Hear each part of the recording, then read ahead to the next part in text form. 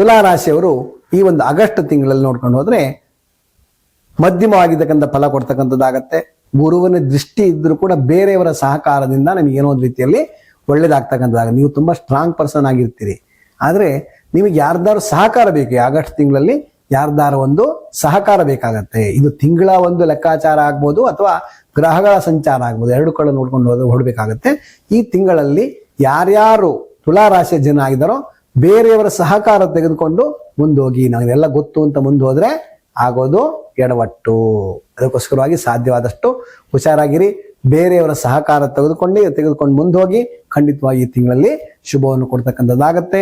ಯಾರ್ಯಾರು ತುಲಾರಾಶಿಯ ಜನನಾಗಿದ್ದೀರೋ ನೀವೆಲ್ಲರೂ ಕೂಡ ದೇವಿ ಆರಾಧನೆ ಮಾಡೋದನ್ನ ಮರಿಬೇಡಿ. ದೇವಿ ಆರಾಧನೆಯಿಂದ ಶುಭ ಫಲವನ್ನು ಕೊಡ್ತಕ್ಕಂಥದ್ದು ಆಗತ್ತೆ.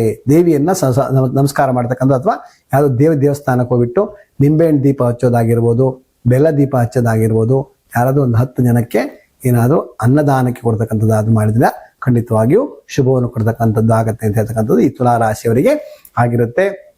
ಯಾರೇ ಒಂದು ಕೆಲಸವನ್ನು ಮಾಡಬೇಕಾದ್ರೆ ಈ ಒಂದು ನಾವು ಹೇಳ್ತಕ್ಕಂಥ ರೀತಿಯಲ್ಲಿ ಪ್ರಾರಂಭ ಮಾಡ್ಕೊಂಡು ಹೋಗಿ ಖಂಡಿತವಾಗಿಯೂ ಶುಭವನ್ನು ಕೊಡ್ತಕ್ಕಂಥದ್ದು.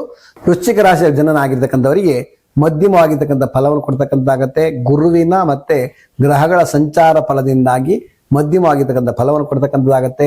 ಯಾವುದೇ ಒಂದು ಕೆಲಸವನ್ನು ಮಾಡಬೇಕಾದ್ರೆ ಭಗವಂತನ ಸೇವೆ ಅಥವಾ ಯಾವುದು ದೇವಿ ದೇವಸ್ಥಾನಕ್ಕೆ ಹೋಗೋದನ್ನ ಮರಿಬೇಡಿ. ಯಾವುದೇ ರೀತಿಯ ಅಂತ ಒಂದು ಒಳ್ಳೆ ಕೆಲಸದಲ್ಲಿ ಹೋಗ್ಬೇಕಾದ್ರೆ ಒಂದು ಮನೆಗೆ ಅನುಕೂಲವಾಗ್ತಕ್ಕಂಥ ರೀತಿಯಲ್ಲಿ ಆಗಬೇಕು ಅಂತಂದ್ರೆ ಹಸಿರು ಬಣ್ಣದ ಬಟ್ಟೆಯನ್ನು ಉಟ್ಕೊಂಡು ಹೋಗಿ ಖಂಡಿತವಾಗಿ ನಿಮಗೆ ಶುಭವನ್ನು ಕೊಡ್ತಕ್ಕಂಥದ್ದಾಗತ್ತೆ.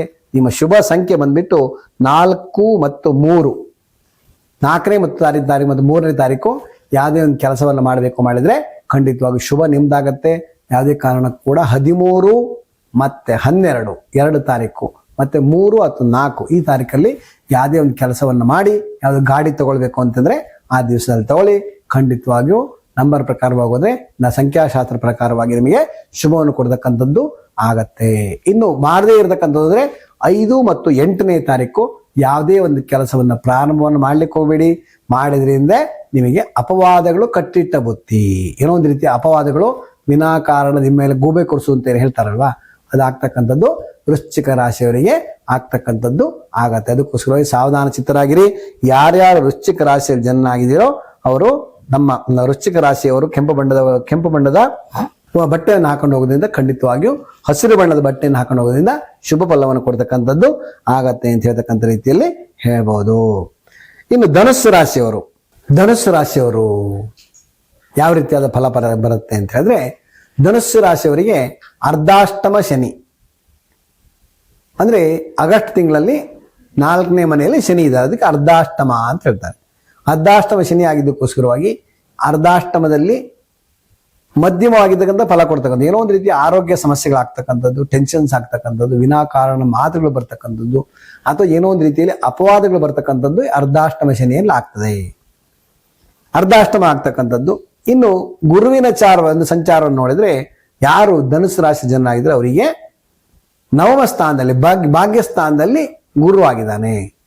ಆ ಗುರು ಆಗಿದ್ದಕ್ಕೋಸ್ಕರವಾಗಿ ಗುರುವಿನಿಂದ ಬರತಕ್ಕಂಥ ಫಲಗಳ ಪ್ರಕಾರವಾಗಿ ಅರ್ಧಾಷ್ಟಮದಲ್ಲಿ ಅಪವಾದಗಳು ಬರ್ತಾ ಇದ್ರು ಕೂಡ ಗುರುವಿನಿಂದಾಗಿ ಒಳ್ಳೇದಾಗ್ತಕ್ಕಂಥದ್ದಾಗದೆ. ಅದಕ್ಕೋಸ್ಕರವಾಗಿ ನಿಮ್ಮ ಹಿರಿಯವರು, ನಿಮ್ಮ ಗುರುಗಳು ಯಾರಿದ್ದಾರೆ ಅಥವಾ ನಿಮಗೆ ಸರಿಯಾದಂತ ಒಂದು ಗೈಡೆನ್ಸ್ ಕೊಡ್ತಕ್ಕಂಥ ಯಾರ ವ್ಯಕ್ತಿ ಇದ್ರೆ ಅವರಿಂದ ಸಹಕಾರ ತೆಗೆದುಕೊಂಡು ಹೋಗಿ ಯಾವುದೇ ರೀತಿಯ ಸಮಸ್ಯೆಗಳು ಅಪವಾದಗಳು ಬರ್ತಾ ಇದ್ರು ಕೂಡ ಬಂದರೂ ಕೂಡ ಅದನ್ನ ನಿವಾರಣೆ ಮಾಡ್ತಕ್ಕಂಥದ್ದು ಅಥವಾ ಅದಕ್ಕೆ ಪರಿಹಾರ ಕೊಡ್ತಕ್ಕಂಥದ್ದು ನಿಮ್ಮ ಗುರುಗಳಲ್ಲಿ ಯಾರು ಇರ್ತಕ್ಕಂಥ ಅಥವಾ ಹಿರಿಯವರಲ್ಲಿ ಮಾತುಕತೆ ಆಡ್ಕೊಂಡು ಮುಂದೆ ಹೋಗಿ ಖಂಡಿತವಾಗಿಯೂ ಶುಭವನ್ನು ಕೊಡ್ತಕ್ಕಂಥದ್ದಾಗತ್ತೆ. ಯಾರ್ಯಾರು ಧನುಸ್ಸು ರಾಶಿಯ ಜನನಾಗಿದ್ದಾರೋ ಧನುಸ್ಸು ರಾಶಿಯ ಜನನಾಗಿರ್ತಕ್ಕಂಥವರು 3 ಮತ್ತು 4 2 ದಿನಾಂಕದಲ್ಲಿ ಯಾರ್ಯಾರು ಧನುಸ್ಸು ರಾಶಿ ಅವರು 3 ಮತ್ತು 4ನೇ ತಾರೀಕಲ್ಲಿ ಶುಭ ಕಾರ್ಯಗಳು ಮಾಡ್ಲಿಕ್ಕೆ ಹೋಗಿ ಖಂಡಿತವಾಗಿಯೂ ಒಳ್ಳೆಯದನ್ನು ಕೊಡ್ತಕ್ಕಂಥದ್ದು. ಅದು ಆಗಸ್ಟ್ ಅಂತ ಹೇಳ್ಕೊಳ್ಳಿ 8ನೇ ತಿಂಗಳು ಶನಿ ತಿಂಗಳು.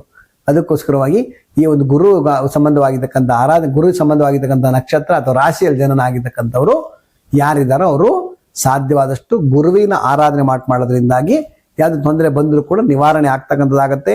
ಆರೋಗ್ಯದಲ್ಲಿ ಏರುಪೇರು ಆಗ್ತಕ್ಕಂಥದ್ದು ಖಂಡಿತವಾಗಿಯೂ ಈ ಒಂದು ಮಾಸದಲ್ಲಿ ಅಥವಾ ಈ ಒಂದು ಆಗಸ್ಟ್ ತಿಂಗಳಲ್ಲಿ ಆಗ್ತಕ್ಕಂಥದ್ದು ಆಗತ್ತೆ ಅಂತ ಹೇಳ್ತಕ್ಕಂಥದ್ದು. ಅದಕ್ಕೋಸ್ಕರವಾಗಿ ಸಾಧ್ಯವಾದಷ್ಟು ಗುರುವಿನ ಆರಾಧನೆ ಮಾಡೋದ್ರಿಂದ ಒಳ್ಳೇದಂತ ಕೊಡ್ತಕ್ಕಂಥದ್ದಾಗತ್ತೆ. ಯಾವುದೇ ಕಾರಣಕ್ಕೂ ಕೂಡ 4 ಮತ್ತು 13ನೇ ತಾರೀಕಲ್ಲಿ ಅಥವಾ 22ನೇ ತಾರೀಕಲ್ಲಿ ಯಾವುದೇ ಒಂದು ಕೆಲಸವನ್ನ ಮಾಡಬೇಕು ಅಂದ್ರೆ ವಿಚಾರವನ್ನು ತೆಗೆದುಕೊಂಡು ಯಾವುದೇ ಒಂದು ಕೆಲಸವನ್ನು ಮಾಡಬೇಕಂದ್ರೆ ಹೆಚ್ಚದಾದಂತ ಒಂದು ಕೆಲಸವನ್ನು ಆಸಕ್ತಿಯನ್ನು ಕೊಟ್ಟು ಮುಂದೋಗಿ, ಅದು ಪ್ರಮೋಷನ್ ಆಕ್ಟಿವಿಟಿ ಆಗಿರ್ಬೋದು, ಒಬ್ಬ ಪೊಲೀಸ್ ಆಫೀಸರ್ ಆಗಿರ್ಬೋದು, IAS ಆಫೀಸರ್ ಆಗಿರ್ಬೋದು, ಯಾವ್ದು ಫಿಲ್ಮ್ ಆಕ್ಟರ್ ಆಗಿರ್ಬೋದು, ಯಾವುದೇ ಕೆಲಸವನ್ನು ಧನುಸ್ಸು ರಾಶಿಯವರಿದ್ದವರಿದ್ರೆ ಯಾರು ಯೋಚನೆ ಮಾಡಬೇಡಿ. ಧನುಸ್ಸು ರಾಶಿ ಅಂದ್ಕೊಳ್ಳಿ ಮೂಲ ನಕ್ಷತ್ರ, ಅದಕ್ಕೋಸ್ಕರ ತೊಂದರೆ ಅಂತ ಯಾರು ಅಲ್ಲ, ಹೇಳಿಲ್ಲ. ಧರ್ಮಶಾಸ್ತ್ರದಲ್ಲಿ ಏನ್ ಹೇಳ್ತದೆ ಅಂದ್ರೆ, ಮೂಲಾ ನಕ್ಷತ್ರ ಧನುಸ್ಸು ರಾಶಿಯ ಜನನಾಗಿರ್ತಕ್ಕಂಥವ್ರು ಎಷ್ಟನೇ ಪಾದದಲ್ಲಿ ಜನನಾಗಿದ್ದಾರೆ ಅಂತ ಹೇಳಿದ್ರೆ ನೋಡ್ಕೋಬೇಕು. ಮೂಲಾ ನಕ್ಷತ್ರ ಮೊದಲನೇ ಪಾದ ಆಗಿದ್ರೆ ತಂದೆಗೆ ತೊಂದರೆ ಆಗ್ತಕ್ಕಂಥದ್ದು, ಎರಡನೇ ಪಾದ ಆಗಿದ್ರೆ ತಾಯಿಗೆ ತೊಂದರೆ ಆಗ್ತಕ್ಕಂಥದ್ದು, ಮೂರನೇ ಪಾದ ಆಗಿದ್ರೆ ಏನಾಗ್ತದೆ, ಪಶು ಪಕ್ಷಿಗಳು ನಾಶ ಆಗ್ತದೆ. ಯಾರ ಮೇಲೆ ಕೋಳಿ ಕುರಿ ಅಥವಾ ಹಸುಗಳನ್ನ ಸಾಕೊಂಡಿದ್ರೆ ಅವೆಲ್ಲ ನಾಶ ಆಗ್ಬಿಡ್ತಾವೆ ಸರ್. ಅದಕ್ಕೋಸ್ಕರವಾಗಿ ಯಾರು ಮೂರನೇ ಪಾದ ಜನ ಆಗಿದ್ರೆ ಅವರು ಅದನ್ನ ನೋಡ್ಕೊಂಡು ಹೋಗ್ತಕ್ಕಂಥದ್ದಾಗತ್ತೆ. ಯಾರು ನಾಲ್ಕನೇ ಪಾದದ ಜನನಾಗಿದ್ದಾರೋ ಅವರಿಗೆ ಶುಭ ಫಲವನ್ನು ಕೊಡ್ತಕ್ಕಂಥದ್ದು ಧನುಸ್ಸು ರಾಶಿಯವರಿಗೆ ಆಗತ್ತೆ. ಅದಕ್ಕೋಸ್ಕರವಾಗಿ ಅದು ಮೂಲಾ ನಕ್ಷತ್ರ ಧನುಸ್ಸು ರಾಶಿ ನೋಡ್ತಾ ಇರ್ತಕ್ಕಂಥವ್ರು ಯಾರು ಯೋಚನೆ ಮಾಡ್ತಾ ಇದ್ರೆ ಅದು ಯಾವುದೇ ರೀತಿ ಚಿಂತೆ ಮಾಡಬೇಡಿ. ಯಾವ ಪಾದದಲ್ಲಿ ಜನನಾಗಿದ್ದೀರಿ ಅಂತ ನೋಡ್ಕೊಳ್ಳಿ, ಅದಕ್ಕೆ ಸಂಬಂಧವಾಗಿರ್ತಕ್ಕಂಥ ವಿಚಾರ ನೋಡ್ಕೊಂಡು ಹೋಗಿ ಅದನ್ನ ಮುಂದೆ ಶಾಂತಿ ಕಾರ್ಯಗಳು ಹೇಳ್ತಾರೆ, ಅದನ್ನ ಮಾಡ್ಕೊಂಡು ಹೋಗೋದ್ರಿಂದ ಅಲ್ಲಿ ಮೂಲಾ ನಕ್ಷತ್ರ ಧನುಸ್ಸು ರಾಶಿಯವರಿಗೆ ಗೋಮುಖ ಪ್ರಸವ ಶಾಂತಿ ಅಥವಾ ಯಾವುದೋ ಒಂದು ನವಗ್ರಹ ಶಾಂತಿ ಅಂತ ಹೇಳ್ತಾರೆ, ಅಥವಾ ಅಭುಕ್ತ ಜನನ ಶಾಂತಿ ಅಂತ ಹೇಳ್ತಾರೆ. ಈ ರೀತಿ ಶಾಂತಿ ಕಾರ್ಯಗಳನ್ನು ಮಾಡ್ಕೊಂಡು ಹೋಗಿ ಖಂಡಿತವಾಗಿಯೂ ಯಾವುದೇ ಸಮಸ್ಯೆ ಇದ್ರೂ ಕೂಡ ನಿವಾರಣೆ ಆಗ್ತಕ್ಕಂಥದ್ದು ಧನುಸ್ಸು ರಾಶಿಯವರಿಗೆ ಆಗತ್ತೆ ಅಂತ ಹೇಳ್ತಕ್ಕಂಥ ರೀತಿಯಲ್ಲಿ ಹೇಳ್ಬೋದು. ಅದಕ್ಕೋಸ್ಕರ ಯಾರ ಧನುಸ್ಸು ರಾಶಿ ಜನನಾಗಿದ್ದಾರೋ ಅವರು ಯಾವುದೇ ಕಾರಣಕ್ಕೂ ಕೂಡ ಯಾವುದೇ ಕೆಲಸವನ್ನ ಮಾಡಬೇಕು ಅಂತಂದ್ರೆ ವಿಶೇಷವಾಗಿ 7ನೇ ತಾರೀಕು ಅಥವಾ 25ನೇ ತಾರೀಕು ಯಾವುದೇ ಕೆಲಸವನ್ನ ಪ್ರಾರಂಭವನ್ನ ಮಾಡಲೇಬಾರದು. 7ನೇ ತಾರೀಕು ಮತ್ತು 25ನೇ ತಾರೀಕು ಏನೋ ಕೆಲಸ ಪ್ರಾರಂಭ ಮಾಡಿದ್ರೆ ಅವತ್ತು ನಿಮಗೆ ತೊಂದರೆಗಳು ಕಟ್ಟಿಟ್ಟ ಬುತ್ತಿ. ಅದಕ್ಕೋಸ್ಕರವಾಗಿ 7ನೇ ತಾರೀಕು ಮತ್ತು 25ನೇ ತಾರೀಕು ಮನೆಯಲ್ಲೇ ಇದ್ಬಿಡಿ. ಬೇಕಾರೆ ಅದು ಆಫೀಸಲ್ಲಿ ಹೋಗಿ ನಿಮ್ ಕೆಲಸ ಮಾಡ್ತಾ ಇದ್ದೀರಾ, ನಿಮ್ ಪಾಡಿ ನೀವು ಇದ್ಬಿಡಿ. ಯಾರು ಪಕ್ಕದಾಗಿದ್ದವ್ರ ಹತ್ರ ತಮಾಷೆಗೂ ಕೂಡ ಏನೋ ಮಾತಾಡಕ್ ಹೋಗ್ಬೇಡಿ ಜಾಸ್ತಿಯಾಗಿ. ಏನು ಮಾಮೂಲಾಗಿ ಮಾತಾಡ್ಕೊಂಡು ಹೋಗಿ, ಆದ್ರೆ ತಮಾಷೆಯಾಗಿ ಹೆಚ್ಚಿನ ತಮಾಷೆಯನ್ನು ಮಾಡಬೇಡಿ. ಜಗಳಗಳಾಗುವಂತ ಸಂದರ್ಭಗಳು ಜಾಸ್ತಿ ಇರೋದು. ಅದಕ್ಕೋಸ್ಕರವಾಗಿ ಸಾಧ್ಯವಾದಷ್ಟು ಗುರುವಿನ ಆರಾಧನೆ ಮಾಡ್ಕೊಂಡು ಹೋಗಿ, ವಿಷ್ಣು ಆರಾಧನೆ ಮಾಡ್ಕೊಂಡು ಹೋಗಿ ಎಲ್ಲ ರೀತಿಯಲ್ಲಿ ಶುಭವನ್ನು ಕೊಡ್ತಕ್ಕಂಥದ್ದಾಗತ್ತೆ.